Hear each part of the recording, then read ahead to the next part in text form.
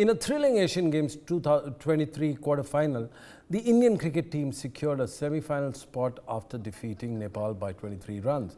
Yashasvi Jaiswal's remarkable century stole the show as he reached his milestone in just 48 deliveries, setting stage on fire with 100 runs from 49 balls, including 8 fours and 7 sixes. Indian captain Rituraj Gaikwad won the toss, chose to bat, and despite losing Gaikwad's early wicket for 25 runs, the team reached a mammoth total of 202, thanks to Rinku Singh's 37 from 15 deliveries and Shivam Dubey's 25 from 19.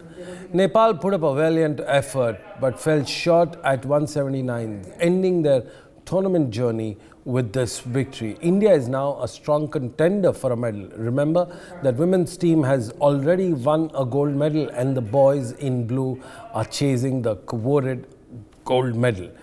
At the Asian Games, eyeing gold like women's cricket team, as we said, Yashasvi Jaiswal's century marked a historic moment, making him the first Indian to achieve a century in the Asian Games edition. And he also broke Shubman Gill's record as the youngest Indian to score a T20 international century. Well, Rinku Singh's explosive final over performance secured India's victory and their place in the semi-finals. Yes, India now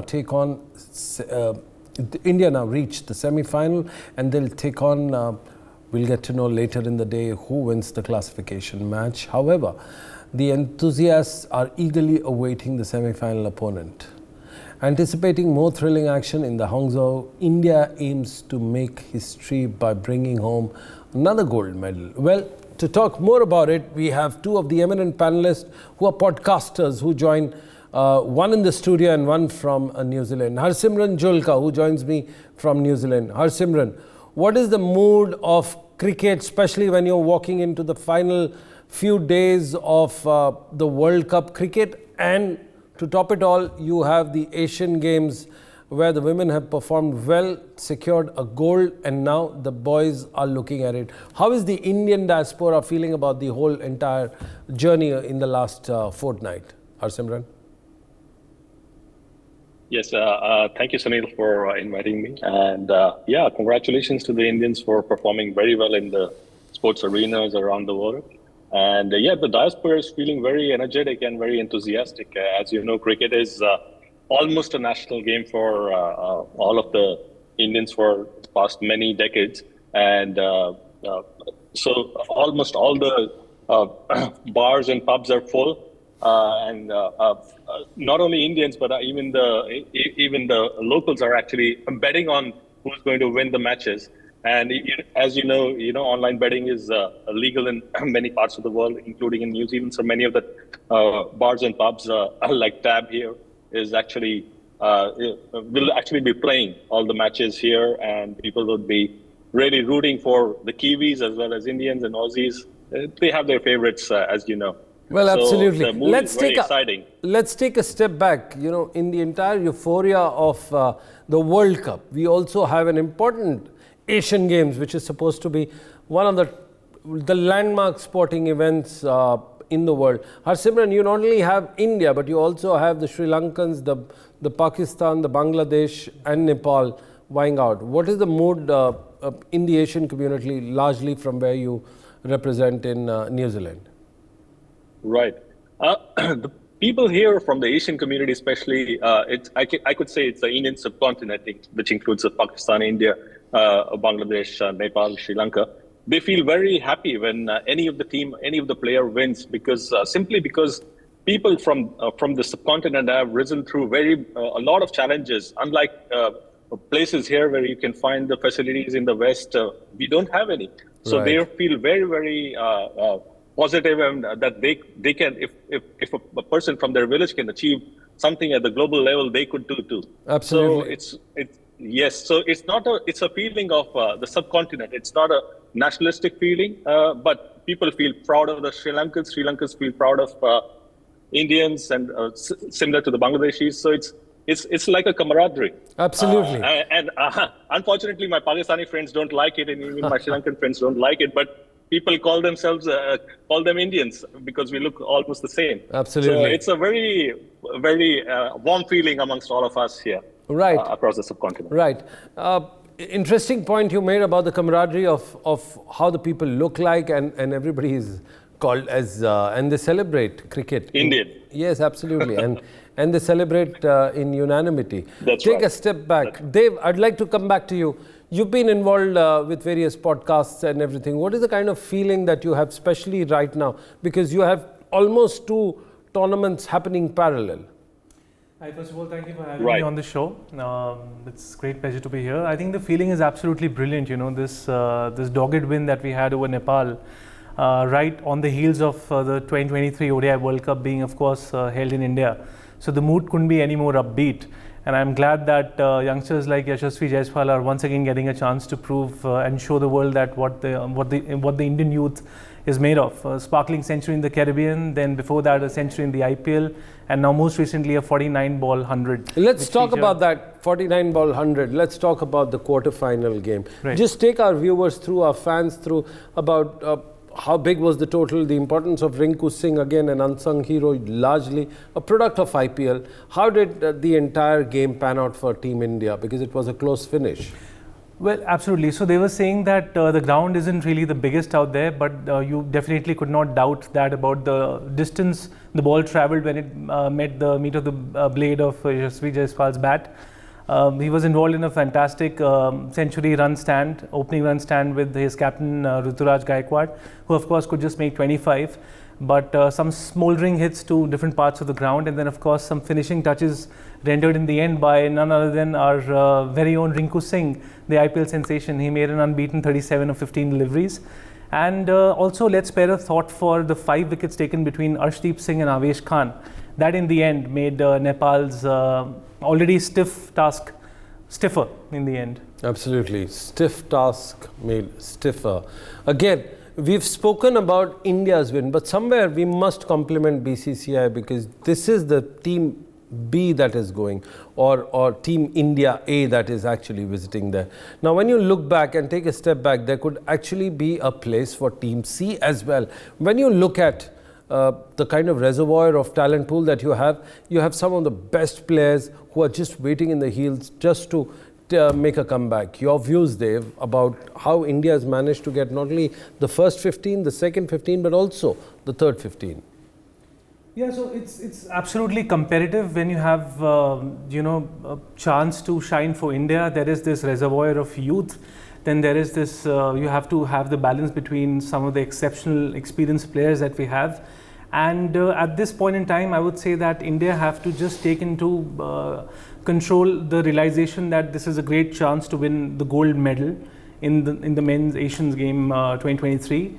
And should they do that, those who are going to be participating in the ODI World Cup, those who actually missed playing it to the squad, would realize that, okay, the kind of exceptional talent which is flowing through. And of course, at this time, everybody's focus is, and rightly so, on Rohit Sharma and Virat Kohli, and why not, and Jasprit Bumrah and the likes. But this young Indian contingent out there, led by Ruturaj and Yashasvi and Rinku, they are making all the right kind of noises, and it's for everyone to hear. Right kind of noises they are making. Let's go back to New Zealand live. Mr. Harsimran Julka, who's actually there, and it's Harsimran there in the car in the black jacket out there. To one of the places. Yeah. Right. I'm just driving to one of the places actually, which is displaying the matches and seeing the camaraderie, right? So yeah. Absolutely. So sorry for. No, not at all. In fact, we just want to talk about how was the build-up to the World Cup, because you walk in with the finalist, one of the best teams in the world, who's almost underrated, an underdog. We've got to ask you about how the things were just a fortnight or a month before the World Cup. What was the build-up like? Because you have a finalist in New Zealand who played the 2019 World Cup final. Right. As you know, both Kane Williamson is actually undergoing some ailment, and so this would be a very challenging time for the New Zealand cricket team. But a lot of youngsters look forward to players like Williamson and others. And cricket is a growing sport here, though rugby rules the roast. And there's a lot of, but I think that lot of Kiwis are practical and pragmatic, that they are not thinking that New Zealand might take the World Cup this time, but at least it could finish in the first three. That's what the mood is here. No, absolutely. You spoke about the meet. Just take us through the Sunday culture of cricket, where the players, I mean, unlike India, players are not mobbed, but kids can actually reach out to the player, get some autographs signed, play with them. Do you just take our viewers through the entire, actually how the cricket is being played in New Zealand and how fans are treated? Yeah. Right. So cricket is like a Sunday and a Saturday sport for many of the people here. Right. And a lot of people actually who are in the cricket team also have a side job. And many of them who are playing for the clubs or Right. actually could be mechanics, electricians, plumbers in the day jobs. Like one of my friends, she's playing for national, but she works in the hospital as a nurse as well. And she's going for nationals for weightlifting. And Lisa Carrington, one of the Olympians, she's a rowing champion, 6 gold medals. Legend. She just, yes, a legend. And she just wakes up in the morning. I could see sometimes, she just slogs on the lake with her boat and there's no one looking. So, I mean, for 6 hours, 7 hours, just slogging away. And that's the kind of sporting culture that some people have. And that's what legends are made of. When nobody's looking, they just love to work upon themselves and bring out to the world that what a human body can achieve. Absolutely. Dev, I would like to come back to you in the studio. Dev, we have Dev Tyagi in the studio with us, who just wants to talk about the current match, the semi-final. It's a very crucial match. It's a T20, the pitch is unpredictable, the weather is also a little unpredictable. What do fans have in forecast for the semi-final of the Asian Games? That's correct. You just don't know how things flow by in China, do we? I mean, at a time where I was having struggled to pronounce the name of Hangzhou, I'm glad that there wasn't much of a struggle with the Indian cricket team to beat Nepal. But of course, as you rightly said, it's a massive occasion, and to say that the importance is incredible for us, for our youngsters, would be basically understating it. At a time where the women's cricket team have actually already won the gold medal, I think the onus now, is left on the menfolk to go out there and get it. And the grounds actually being a little smaller, not so massive, especially when compared to, let's say, what you find in South Africa or back home in the Indian subcontinent, it should not be much of a problem. And we should just go out there, express ourselves. And I think Jaiswal, Ruturaj being in the flowing form that they are, and the bowlers looking good, clinching wickets regularly and finding way to disrupt the batting order, I think it shouldn't be much of a problem. Absolutely. You have a team with the youngsters up there. Just talk about the role of IPL in the entire run-up to the growth of cricket. Because as Harsimran Julka from New Zealand said, that cricket is finally catching up to become the number 2 sport there and giving a challenge. So let's talk about IPL, the great IPL overall environment, the ecosystem that produces such players like Rinku Singh and all. Yeah, so the IPL's role towards fostering a culture of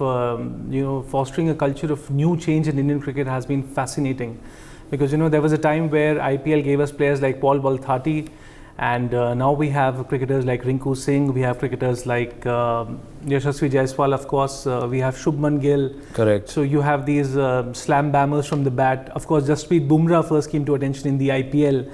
Unfortunately, that Lasith Malinga took him under his tutelage, and we have a match-winning bowler for us who's making the right kind of noises everywhere he plays today. So the IPL's contribution towards shaping the current dynamics of Indian cricket is unparalleled in that sense. Absolutely. So massive regard to the IPL for that. Well, massive regard for the IPL. One thing we also must realize for this World Cup, now we'll shift our focus to the World Cup. You also have an SCL team, technology team, actually running and promoting and sponsoring the Australian team. There were other big names, but for this World Cup, you have HCL and also a couple of other names. Harsimran, do you see this trend going that technology teams, technology companies from India are now coming and talking about, promoting and sponsoring the entire part? Your views on this, Harsimran? Right. As you know, that I've been a tech journalist in the past as well. So I think this will grow. We see the current teams: HCL Technologies, Australia, then Dream 11 India, and then in the past Paytm India. And you see Nordic right now is sponsoring. It's a blockchain company sponsoring the new Netherlands cricket team. So I think this trend will really grow in the future, especially because a lot of venture capitalists are pumping into money, but there's into the startups and the tech scene and the fintech scene. And even here, if you see the New Zealand cricket team, ANZ is one of the big sponsors, and the ANZ's biggest aim is to catch the the digital banking customer. So there's a huge campaign just take us through the synergy. What can technology do for sports? I mean, in terms of the synergy between the two. Yes. First of all, if you see technology and sports, both have the same audience, which is the young people. Yes. Second, if you see the technology and sports, both have the digital audience, which both the banks, the fintech players, and also the sports people and the sports advertisers, sports sponsors, they want to cash in. And if you see who's got the money right now in the world, which is going through a tough time, a lot of marketing budgets sit with the technology teams, but they don't know where to, technology teams at the big companies, but they don't know where to deploy the capital. And sports is a very non-partisan, non-political, and a very youth-friendly, very clean way to deploy that capital and get great advantage and bang for the buck for a sponsor. So just take us through another Indian company that actually took a jump with the youngest team and the youngest this thing called Netherlands. Your views on that? Right. So the blockchain, I mean, I think it's the first that I'm hearing in India. I don't think that any big team has been sponsored by a blockchain company. So this is Nordic is a blockchain company founded by some Indian entrepreneurs based in the UAE, which is a growing crypto and blockchain hub. So I think that's one of the very encouraging signs. And I think in the future, a lot of blockchain companies are going to sponsor sports teams, especially because it's a very, again, it's the same thing. Blockchain companies want to have, and crypto exchanges do want to have audience in front of the young people, and also same with sports. And I think there's a huge synergy between the two. And it's a very good and clean deployment of capital and bang for the buck for the sponsor. Well, so I think it's a really good thing. Absolutely. For all the teams. Arshibrat, thank you very much for joining. I got to go. Thank you very much for joining us live from New Zealand, and Dev Tyagi, who joined us in the studio, talking about not only about the ecosystem, the team which is actually playing in Asian Games and vying for the gold medal, but also how the Indian sponsors are coming in and talking more about cricket and sponsoring the other teams as well. For more such videos, subscribe to the NewsX YouTube channel, hit the bell icon.